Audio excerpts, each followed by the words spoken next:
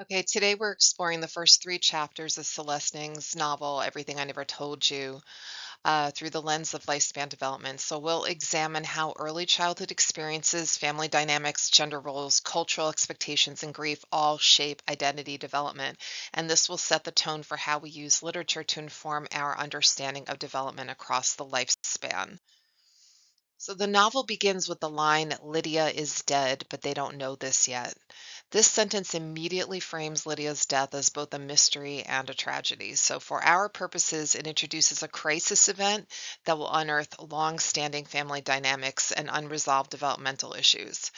Lydia's absence reveals the emotional architecture of the family. Yeah, so Lydia is the middle child, but she holds the position of the favored child, right? And I think that comes with pressure and projections. So Nath is academically gifted but dismissed due to race and gender expectations. Hannah, the youngest, quietly observes everything, and their birth order and different differential treatment affect attachment patterns and emerging identity. So we see the early seeds of developmental trauma, particularly unmet needs for attunement and autonomy. Marilyn wants Lydia to fulfill her own unrealized dream of becoming a scientist, an identity she abandoned for marriage and motherhood. James wants Lydia to be popular, accepted, and quote unquote normal, especially as a mixed race child in the 1970s in Ohio. Lydia is crushed under the weight of her parents' unfulfilled ambitions. Like this whole triangulation highlights the dangers of parental enmeshment and role reversal. James faces lifelong exclusion due to his race and internalizes a need to blend in. Marilyn, though white, also felt alienated as a female aspiring academic, and their children inherited a complex blend of pride, shame, and disconnection. Lydia, in particular, is asked to serve as a bridge between cultures, a role she cannot fully inhabit. And these tensions illustrate early ethnic identity formation and internalized oppression. The title, Everything I Never Told You, is a clue to the emotional patterns in the family. Communication is indirect or absent. Feelings are concealed to avoid conflict, creating an emotional atmosphere of secrecy. And in counseling and therapy, we know how dangerous unspoken expectations can be.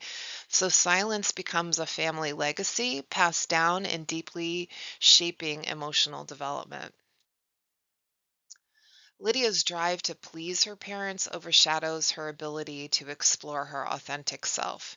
She lies about her social life, hides her academic struggles, and slowly begins to lose her sense of agency.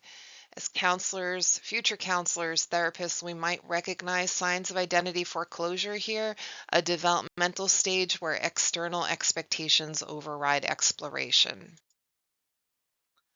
Hannah, the youngest, is often forgotten by the others, yet she sees and hears everything.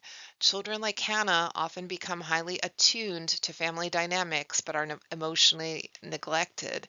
She represents the overlooked sibling who might not appear troubled, but who absorbs much of the emotional burden.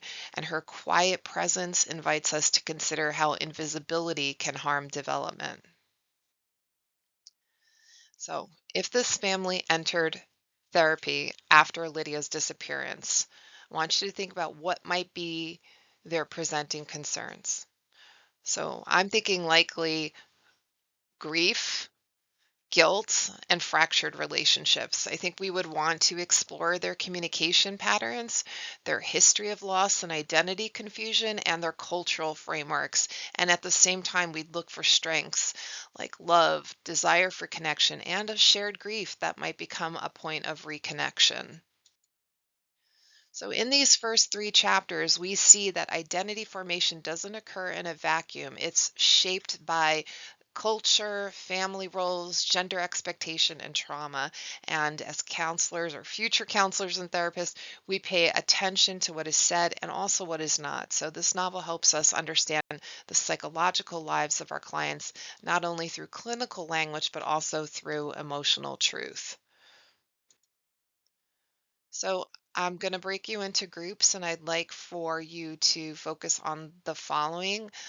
Based on what we've read, I'd like for you to think a little bit about um, Lydia's relationship with one of her parents. And based on what you've read so far, how would you describe her attachment style to that parent?